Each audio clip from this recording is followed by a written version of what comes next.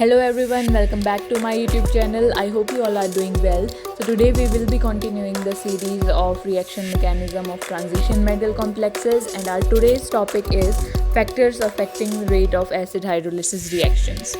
So let's get started.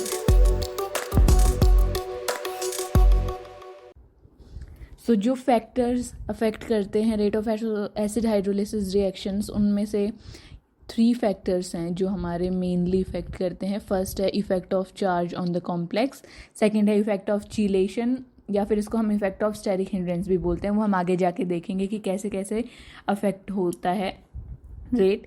Third है effect of leaving group. ठीक है, सो अब हम एक एक करके इन तीनों फैक्टर्स को पढ़ेंगे. सो देखो, फर्स्ट है हमारा effect of charge on the complex. तो कैसे चार्ज, किसी भी कॉम्प्लेक्स पे जो चार्ज है वो कैसे इफेक्ट करेगा rate of acid hydrolysis reactions को. तो ये ऑब्जर्व किया गया है कि जैसे जैसे charge of the complex increase होगा वैसे वैसे जो रेट होगा वो हमारा डिक्रीज होगा. ठीक है, अब ये चीज़ एक्सपेरिमेंटली ऑब्जर्व की गई है. तो ये जो 2 रिएक्शंस हैं हमारे पास, इनको मतलब हम देखेंगे. देखो, the value of rates of acid hydrolysis of some cobalt complexes at pH 1 shows that the divalent monochloro complexes. अब देखो, डाईवैलेंट मोनोक्लोरो कॉम्प्लेक्सेस यानी कि +2 चार्ज, डाईवैलेंट यानी कि +2 चार्ज है और मोनोक्लोरो यानी कि 1 क्लोरीन. अब ये जो सेकंड वाला एग्जाम्पल है, जो ये सेकंड हमारे पास रिएक्शन है, इसको देखो आप, यहाँ पर +2 चार्ज है कॉम्प्लेक्स के ऊपर और 1 क्लोरीन है. तो हम यानी कि इस वाले कॉम्प्लेक्स की बात कर रहे हैं. तो क्या ऑब्जर्व किया गया कि जो डाईवैलेंट मोनोक्लोरो कॉम्प्लेक्सेस होते हैं वो 1000 टाइम्स स्लोअर रिएक्ट करेंगे than the monovalent dichloro complexes. Monovalent यानी कि +1 चार्ज और डाइक्लोरो यानी कि 2 क्लोरीन होंगे. तो ये जो फर्स्ट हमारी रिएक्शन है या फिर फर्स्ट कॉम्प्लेक्स है, ये मोनोवैलेंट डाइक्लोरो कॉम्प्लेक्स है. ठीक है, तो क्या देखा गया कि जो डाईवैलेंट कॉम्प्लेक्सेस होंगे वो ज़्यादा स्लो रिएक्ट करते हैं than the monovalent dichloro complexes. ठीक है, अब कैसे होता है ये सब, तो आप देखो, ये पहले तो हमने जो ये रिएक्शन शो कर रखी है, ये देखो SN1 रिएक्शन शो की हुई है. मतलब मैकेनिज्म जो है ये SN1 मैकेनिज्म है, क्योंकि SN1 मैकेनिज्म में क्या होता है कि लीविंग ग्रुप पहले लीव करेगा. यहाँ पर क्लोरीन है हमारा लीविंग ग्रुप, तो ये रिमूव हो रहा है फर्स्ट स्टेप में. देखो -Cl है, फिर यहाँ पर बाद में वाटर ऐड हो रहा है, यानी कि जो हमारा इनकमिंग लीगेंड है वो बाद में ऐड हो रहा है और जो लीविंग ग्रुप है वो पहले रिमूव हो रहा है. तो इसको हम SN1 रिएक्शंस बोलते हैं ना. तो यहाँ पर ये हो रहा है दोनों रिएक्शंस में. अब देखो, ऐसा क्यों होता है कि जो डाईवैलेंट कॉम्प्लेक्सेस हैं वो स्लो रिएक्ट करते हैं और मोनोवैलेंट कॉम्प्लेक्सेस हैं वो फास्टर रिएक्ट करते हैं. क्योंकि the separation of a negative charge in the form of chlorine ion from a complex with higher charge is more difficult. यानी कि जिस भी कॉम्प्लेक्स पे ज़्यादा चार्ज है, हाई चार्ज है, यानी कि अभी तो हम +2 वाला लेंगे, तो +2 वाले पे ज़्यादा चार्ज है, वहाँ से अगर हम क्लोरीन को रिमूव कराएं, क्लोरीन मतलब क्लोराइड आयन की फॉर्म में रिमूव होता है ना, अगर हम इसको रिमूव करवाना चाहेंगे तो ये ज़्यादा डिफ़िकल्ट होता है. ऐसा क्यों है, देखो हम यही वाला एग्जाम्पल लेते हैं. सपोज़ हमारे पास डाईवैलेंट वाला लेते हैं, तो हमने सपोज़ इसको क्लोरीन को रिमूव करवा दिया. हम ये वाला कॉम्प्लेक्स अभी यहाँ पर लेंगे, CONH3+3. अब यहाँ से क्लोरीन रिमूव हो चुका है ऑलरेडी. ठीक है, सपोज़ यहाँ पे Cl नेगेटिव है, तो जब क्लोरीन रिमूव हो रहा है तो +2 से यहाँ पर +3 चार्ज आ रहा है. और जब हम फर्स्ट वाले कंपाउंड में से रिमूव करवाएंगे, फर्स्ट वाले कॉम्प्लेक्स में से रिमूव करवाएंगे क्लोरीन को, कॉम्प्लेक्स में से रिमूव करवा रहे हैं क्लोरीन को, तो यहाँ पर +2 चार्ज आ रहा है. और जब हम डाईवैलेंट वाले में से क्लोरीन को रिमूव करवा रहे हैं तो यहाँ पर +3 चार्ज आ रहा है. अब आपको पता है कि +3 यानी कि ये बहुत ही ज़्यादा इलेक्ट्रोपॉजिटिव हो गया है कंपाउंड. अब ये क्या चाहता है, ज़्यादा डेफिशिएंसी हो गई इसके पास इलेक्ट्रॉन्स की, तो ये क्लोरीन को क्यों इजीली रिमूव होने देगा. आप खुद सोचो कि ये जो हमारा कॉम्प्लेक्स है CONH3+5Cl+2, ये क्यों क्लोरीन को रिमूव होने देगा? क्योंकि अगर क्लोरीन रिमूव हो गया तब तो ये और भी ज़्यादा इलेक्ट्रॉन डेफिशिएंट हो जाएगा और ज़्यादा इलेक्ट्रोपॉजिटिव हो जाएगा। तो वो थोड़ी ना चाहता है कि वो और ज़्यादा अनस्टेबल हो जाए, है ना। और पॉजिटिव और नेगेटिव चार्ज तो एक दूसरे को अट्रैक्ट करते हैं, हमें पता है ऑपोजिट चार्ज एक दूसरे को अट्रैक्ट करते हैं। पता है कि जो क्लोरीन है ये इलेक्ट्रोनेगेटिव होता है ना। इलेक्ट्रोनेगेटिव यानी कि इसके पास एक्सेस में है इलेक्ट्रॉन्स अभी, और ये इलेक्ट्रॉन्स दे सकता है। तो अगर इलेक्ट्रोपॉजिटिव हमारा बहुत ज़्यादा इलेक्ट्रोपॉजिटिव हो रहा है कंपाउंड क्लोरीन को रिमूव करने के बाद, तो वो ऐसा थोड़ी ना चाहेगा कि वो और ज़्यादा इलेक्ट्रोपॉजिटिव हो जाए। तो इसलिए जो हाई चार्ज डेंसिटी यानी कि जो हाई चार्ज वाला जो कॉम्प्लेक्स है वो क्लोरीन को ईजीली रिमूव ही नहीं होने देगा, क्योंकि उसके बाद वो और ज़्यादा अनस्टेबल हो जाएगा। अगर क्लोरीन रिमूव हुआ तो ये कॉम्प्लेक्स और भी ज़्यादा अनस्टेबल हो जाएगा। जबकि जो हमारा ये वाला कंपाउंड है, मोनोवेलेंट कंपाउंड जो है NH3 4Cl2+, अब यहाँ से अगर एक क्लोरीन रिमूव हो रहा है तो +2 ही चार्ज आ रहा है ना बाद में। ये देखो यहाँ पर +2 चार्ज आ रहा है, तो ये अभी इतना ज़्यादा इलेक्ट्रोपॉजिटिव नहीं है और ये इजीली रिमूव होने दे सकता है क्लोरीन को। लेकिन जो ऑलरेडी ज़्यादा इलेक्ट्रोपॉजिटिव यानी कि +2 चार्ज तो ऑलरेडी है इस पे, और अगर क्लोरीन रिमूव हो गया तो +3 चार्ज आ जाएगा, यानी कि ये तो बहुत ही ज़्यादा इलेक्ट्रोपॉजिटिव हो जाएगा। तो ये इजीली रिमूव नहीं होने देगा क्लोरीन को। इसीलिए जो डाईवेलेंट कॉम्प्लेक्सेस होते हैं या फिर हाइयर चार्ज जो कॉम्प्लेक्स होंगे वो बहुत ही ज़्यादा स्लो रिएक्ट करते हैं मोनोवेलेंट या फिर जो हमारे लेसर चार्ज कॉम्प्लेक्स होंगे उनसे, ठीक है। तो ये रीज़न है कि जो चार्ज ऑफ द कॉम्प्लेक्स अगर इंक्रीज़ हो रहा है तो जो रेट होगा वो डिक्रीज़ होगा, ठीक है। आई होप आपको ये एक्सप्लेनेशन समझ आई होगी। अब नेक्स्ट हमारा क्या है, इफेक्ट ऑफ स्टेरिक हिंड्रेंस और इफेक्ट ऑफ चीलेशन। अब देखो चीलेशन क्या होता है। चीलेशन है प्रेजेंस ऑफ 2 और more separate coordinate bonds between a polydentate ligand and a single metal atom. Polydentate ligand यानी कि जिनके पास एक से ज़्यादा डोनेटिंग साइट्स हों, ठीक है। जैसे ये हमारा EN लिगेंड है और डाई-EN लिगेंड है। EN यानी कि इथाइलिन डायमाइन और डाई-EN यानी कि डाई इथाइलिन ट्राइएमाइन। यहाँ पर देखो 2 है ना हमारे पास डोनेटिंग साइट्स, एक ये नाइट्रोजन हो गया एक ये नाइट्रोजन हो गया, तो ये दोनों से ही मेटल को डोनेट कर सकते हैं। तो ये 2 कोऑर्डिनेट बॉन्ड्स हो गए, यानी कि एक से ज़्यादा कोऑर्डिनेट बॉन्ड होना चाहिए, और पॉलीडेंटेट यानी कि एक से ज़्यादा डोनेटिंग साइट्स होनी चाहिए। तो ये भी हमारा पॉलीडेंटेट लिगेंड हो गया और ये भी हमारा पॉलीडेंटेट लिगेंड है। एक ये है डोनेटिंग साइट, एक ये डोनेटिंग साइट हो गई और एक ये डोनेटिंग साइट हो गई। तो यानी कि ये 3 साइट्स से किसी भी मेटल को डोनेट कर सकते हैं। तो ये डोनेटिंग यानी कि पॉलीडेंटेट लिगेंड हो गए। तो इस वाले प्रोसेस को जिसमें एक से ज़्यादा कोऑर्डिनेट बॉन्ड्स होते हैं, इस बॉन्डिंग को हम बोलते हैं चीलेशन, ठीक है। अब देखो यहाँ पर क्या होता है कि when NH3 molecules in cobalt NH3 5Cl2+ complex ion are replaced partially और कंप्लीटेड बाय पॉलीएमाइंस। यानी कि यहाँ पर अगर हम NH3 मॉलिक्यूल्स को बहुत जो पॉलीडेंटेट लिगेंड्स हैं, यानी कि जो पॉलीडेंटेट या फिर आप बोल सकते हो कि जिनके पास ज़्यादा साइट्स हैं, डोनेटिंग साइट्स हैं, या फिर आप ये बोल सकते हो कि जिनका साइज़ ज़्यादा बड़ा है NH3 के कंपैरिजन में, अगर उन वाले लिगेंड्स से हम इनको रिप्लेस कर दें तो जो रेट्स होंगे डाइवेलेंट कॉम्प्लेक्सेस के वो ये दिखाते हैं कि जो जैसे जैसे number of CH2 chelated links increase होंगे वैसे वैसे जो रेट की वैल्यू होगी वो डिक्रीज हो जाएगी, ठीक है। जैसे यानी कि आप ये बोल सकते हो सिंपली कि अगर स्टेरिक हिंड्रेंस इंक्रीज हो रहा है, क्योंकि जैसे जैसे ये CH2 इंक्रीज हो रहा है यानी कि इथाइलिन ग्रुप इंक्रीज हो रहा है, वैसे वैसे स्टेरिक हिंड्रेंस भी तो इंक्रीज हो रहा है ना, यानी कि साइज जो है पूरे कॉम्प्लेक्स का वो भी इंक्रीज हो रहा है। क्या बोल सकते हो, जैसे जैसे चीलेशन इंक्रीज होगा, चीलेशन इंक्रीज हो रहा है यानी कि जो साइज है पूरे कॉम्प्लेक्स का साइज बोल दो या फिर जो लिगेंड है उसका साइज बोल दो, वो इंक्रीज होगा। अब साइज इंक्रीज हो रहा है तो आपने ये भी पता होगा आप लोगों को कि जो स्टेरिक क्राउडिंग है या स्टेरिक हिंड्रेंस है वो इंक्रीज होगा, वो भी इंक्रीज होगा। अब स्टेरिक हिंड्रेंस इंक्रीज हो रहा है तो जो रिएक्टिविटी है, जो हमारे रिएक्शंस की जो रिएक्टिविटी है वो डिक्रीज हो जाएगी। ठीक है, और ऐसा क्यों होता है? देखो सपोज ये हमारे पास ऑर्डर है rate of acid hydrolysis reactions का। यहाँ पर क्या है, देखो NH3 है 5 और एक क्लोरीन है।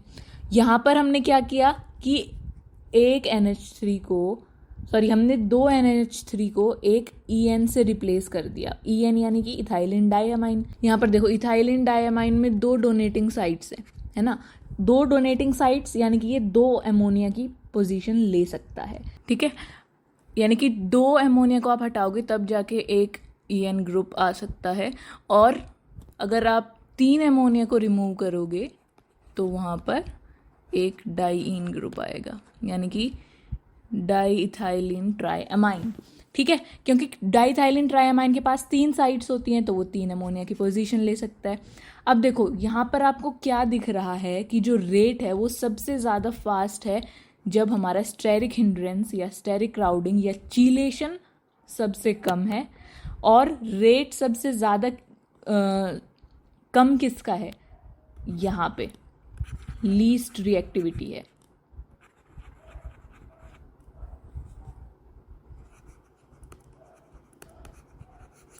लीस्ट रिएक्टिविटी क्यों है? क्योंकि यहाँ पर डाईईन आ गया, यानी कि स्टेरिक क्राउडिंग इंक्रीज हो गई, यानी कि चिलेशन इंक्रीज हो गया, क्योंकि CH2 ग्रुप्स भी इंक्रीज हो रहे हैं ना। ये देखो डाईईन में क्या है, 4 हमारे पास CH2 ग्रुप्स आ गए है ना, तो चिलेशन इंक्रीज हो गया, स्टेरिक क्राउडिंग इंक्रीज हो गई। ठीक है, और इसमें हम ये बोल सकते हैं कि साइज की वजह से क्या होता है, larger the size of the ion less it's solvation energy, यानी कि स्टेरिक क्राउडिंग चिलेशन इनकी जगह पे आप ये भी लिख सकते हो कि सॉल्वेशन एनर्जी से भी अफेक्ट होती है जो रेट है हमारी एसिड हाइड्रोलिसिस रिएक्शन की वो। ठीक है, तो आपको ये पता है कि जैसे जैसे साइज ऑफ आयन इंक्रीज होगा वैसे वैसे सॉल्वेशन एनर्जी डिक्रीज होती है, क्योंकि एक दूसरे के इन्वर्सली प्रोपोर्शनल होते हैं। ठीक है, और वो कॉम्प्लेक्स इजीली फॉर्म नहीं हो पाएगा, तो इसलिए हम बोलते हैं कि जो साइज अगर कम है या फिर चिलेशन अगर कम है या फिर स्टेरिक हिंड्रेंस अगर कम है तो उसकी रिएक्टिविटी ज़्यादा होगी इन कंपैरिजन टू अगर कोई ऐसा कॉम्प्लेक्स है जिसका साइज ज़्यादा है या फिर स्टेरिक हिंड्रेंस जिसमें ज़्यादा है, चिलेशन जिसमें ज़्यादा है, उसकी रिएक्टिविटी कम होगी। Thus the stability of the transition state in which the chlorine ion is only partially lost will be reduced and the rate of equation is slowed down due to less efficient solvation. ये क्या बोल रहा है कि transition state of the transition state कौन सी, जैसे हमारा कोई भी रिएक्शन होती है तो वो SN1 या SN2 के थ्रू होती है ना। SN1 में क्या होता है कि लीविंग ग्रुप पहले लीव करता है, और SN2 में क्या होता है कि एक ट्रांजिशन स्टेट फॉर्म होती है जिसमें जो लीविंग ग्रुप है वो ना तो कम्प्लीटली लॉस्ट होता है और ना ही इनकमिंग लिगेंड कम्प्लीटली फॉर्म उसका बॉन्ड फॉर्म हुआ होता है। तो ये उस ट्रांजिशन स्टेट की बात कर रहा है कि वो वाली ट्रांजिशन स्टेट जब क्लोरीन आयन जो है हमारे पास है फिर क्लोराइड आयन सिर्फ पार्शली लॉस्ट हुआ है, उसकी स्टेबिलिटी कम हो जाती है। किसकी वजह से? सॉल्वेशन एनर्जी कम होने की वजह से, और उसकी स्टेबिलिटी कम हो गई तो फिर वो फाइनल प्रोडक्ट क्यों बनाएगा, है ना। आपको ये पता है कि देखो हम एग्जाम्पल लेते हैं, सपोज ये हमारे पास कंपाउंड, अब हमें यहाँ पर एसिड हाइड्रोलाइसिस रिएक्शन में क्या होता है कि वाटर ही तो ऐड होगा ना, तो अब इसकी जो ट्रांजिशन स्टेट होगी SN2 में, इसकी जो ट्रांजिशन स्टेट होगी उसमें क्या होगा कि इनकमिंग लिगेंड ये पार्शियली अटैच होगा CO से, और जो लीविंग ग्रुप है यानी कि क्लोराइड आयन जो है हमारा वो पार्शियली इस रिमूव हो रहा होगा। ठीक है, ये हो जाएगा हमारा कॉम्प्लेक्स, यानी कि ट्रांजिशन स्टेट ये वाली है हमारी। तो ये वाली जो ट्रांजिशन स्टेट है अगर ये स्टेबल है तभी तो जो हमारा फाइनल प्रोडक्ट है वो फॉर्म होगा ना। अगर ये स्टेबल ही नहीं है तो जो फाइनल प्रोडक्ट है वो भी फॉर्म नहीं होगा। और ये स्टेबल कब होगी? जब हमारी जो सॉल्वेशन एनर्जी है अगर इसकी सॉल्वेशन एनर्जी ज़्यादा हुई तब हमारा जो ये ट्रांजिशन स्टेट होगी ये स्टेबल होगी, और तभी हमारी जो प्रोडक्ट होगा या जो फाइनल कॉम्प्लेक्स होगा वो फॉर्म होगा।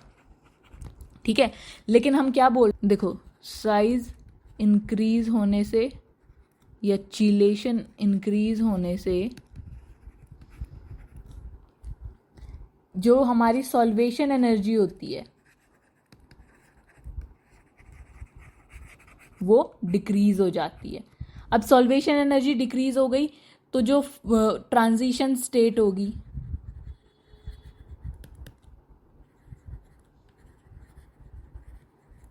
वो लेस लाइकली टू फॉर्म होगी। और ऐसा क्यों होगा? क्योंकि वो अनस्टेबल होगी, क्योंकि उसकी सॉल्वेशन एनर्जी कम है। अब सॉल्वेशन एनर्जी कम है, ट्रांजिशन स्टेट अनस्टेबल हो गई, तो प्रोडक्ट फॉर्म नहीं होगा, प्रोडक्ट विल नॉट फॉर्म। ठीक है, लेकिन अगर हमारी सॉल्वेशन एनर्जी ज़्यादा है तो जो प्रोडक्ट है वो फॉर्म हो जाएगा। ठीक है, तो ये रीज़न होता है, यानी कि चिलेशन में आप स्टेरिक हिंड्रेंस का इफेक्ट भी बता सकते हो और सॉल्वेशन एनर्जी का भी इफेक्ट बता सकते हो। तो ये पॉइंट भी आई होप आपको क्लियर हुआ होगा। अब नेक्स्ट जो हमारा फैक्टर है जो इफेक्ट करता है rate of acid hydrolysis reaction, वो क्या है? Effect of leaving group. यानी कि लीविंग ग्रुप कैसे इफेक्ट करेगा वो देखो, the easier the breaking of the bond between the leaving group and the metal ion, the greater will be the rate of acid hydrolysis reaction. acid hydrolysis reaction में कैसे हमारा mechanism होता है, इसके लिए आपको वो पता होना चाहिए। देखो क्या होता है कि SN1 के अगर अकॉर्डिंग हो रहा है हमारी रिएक्शन, तो फर्स्ट स्टेप में क्या होगा? लिविंग ग्रुप लीव करेगा, है ना। अब लीविंग ग्रुप इजीली अगर लीव कर रहा है तो जो रेट है वो फास्ट हो जाएगी। अगर लीविंग ग्रुप बहुत ही स्लोली रिमूव हो रहा है या फिर बहुत डिफ़िकल्टी से रिमूव हो रहा है तो जो रेट है, अगर लीविंग ग्रुप इजीली रिमूव हो गया तो रेट फास्ट हो गई, अगर इजीली रिमूव नहीं होगा तो रेट स्लो हो जाएगी।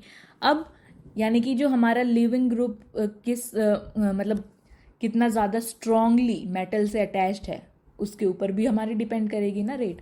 तो जो रेट डिटरमाइनिंग स्टेप है involves the breaking of the bond between the leaving group and the metal ion, hence the reactivity depends upon the bond strength of the leaving group. ठीक है, क्योंकि हमें पता है कि जो SN1 रिएक्शन होती है इसमें जो हमारा रेट डिटरमाइनिंग स्टेप है उसमें यही होता है ना कि लिविंग ग्रुप लीव करता है पहले, जो स्लो स्टेप होता है। तो अब आप ये रिएक्शन देखो, यहाँ पर हमारा L क्या है? Leaving group. ठीक है, और H2O ऑफ कोर्स, हम एसिड हाइड्रोलिसिस की बात कर रहे हैं तो H2 हमारा इनकमिंग लिगेंड हो गया। तो जो हमारा L और कोबाल्ट के बीच में बॉन्ड है उसके स्ट्रेंथ कितनी है उसके ऊपर डिपेंड करेगी हमारी रेट। अब ये L है, इसकी जगह अलग अलग हम लीगेंड्स की बात कर सकते हैं। ठीक है, तो जो रेट है वो डिफरेंट होगा फॉर डिफरेंट लिविंग ग्रुप्स। तो जो रिएक्टिविटी होती है लिविंग ग्रुप्स की वो इस ऑर्डर में डिक्रीज करती है, यानी कि ये हमारा फिक्स ऑर्डर, जो रिएक्टिविटी होगी वो उसके हिसाब से डिफर कर जाएगी कि जो हमारा लिविंग ग्रुप है वो HCO3 नेगेटिव है या NO3 नेगेटिव है या I नेगेटिव है या Br नेगेटिव है। और एक हमारे पास कॉम्प्लेक्स दे दिया CONH3 और F, यानी कि लिविंग ग्रुप हमारा फ्लोरीन है और यहाँ पर लिविंग ग्रुप हमारा I नेगेटिव है, यहाँ पर लिविंग ग्रुप है हमारा F नेगेटिव। तो आपको अगर ये सीरीज लर्न है या आपको ये पता है कि जो F है उसका रेट तो बहुत ही कम होता है in comparison to I negative का रेट हाइयर है, आप यहाँ से देख सकते हो I नेगेटिव का रेट हाइयर है in comparison to F negative. तो आप यहाँ से बता सकते हो कि इन दोनों कॉम्प्लेक्सेस में से रिएक्टिविटी किसकी ज़्यादा होगी, तो ये मोर रिएक्टिव होगा और ये कॉम्प्लेक्स हमारा लेस रिएक्टिव होगा। ठीक है, तो ऐसे अगर आपको लिविंग ग्रुप की इनकी रिएक्टिविटीज़ पता है तो आप ये भी बता सकते हो कि जो रेट है वो किसका ज़्यादा होगा।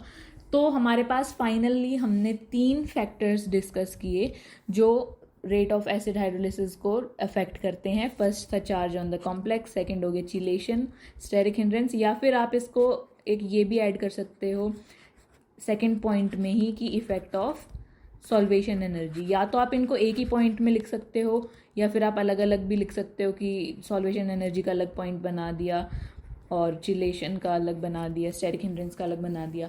लेकिन आप मतलब ये एक दूसरे से रिलेटेड होते हैं क्योंकि साइज सॉल्वेशन एनर्जी को इफेक्ट करता है और चिलेशन वो भी साइज के साथ साथ कॉरेस्पॉन्ड करती है। ठीक है, फिर लास्ट है हमारा इफेक्ट ऑफ लिविंग ग्रुप। तो ये 3 फैक्टर्स हमने पढ़े। आई होप आपको ये समझ आया होगा।